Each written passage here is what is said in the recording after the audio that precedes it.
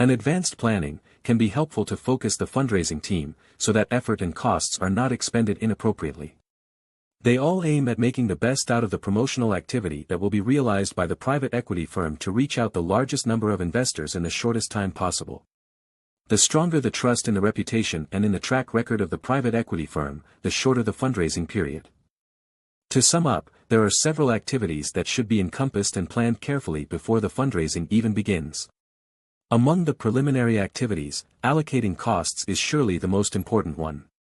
Costs include the out-of-pocket costs that general partners, GPs, will bear to promote the fundraising activity, especially if this activity is carried out on an international level.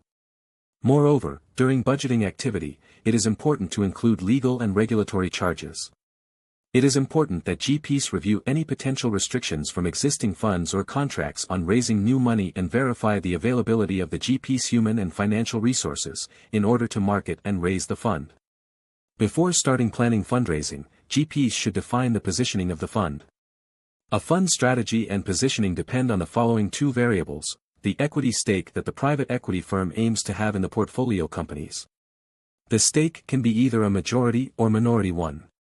It generally depends on the investment cluster, and on whether the GPs want to have a hands-on or a hands-off approach.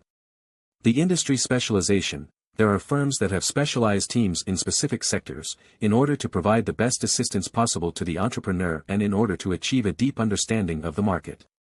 Thanks to these two variables, it is possible to classify funds in 4 different types depending on their objectives.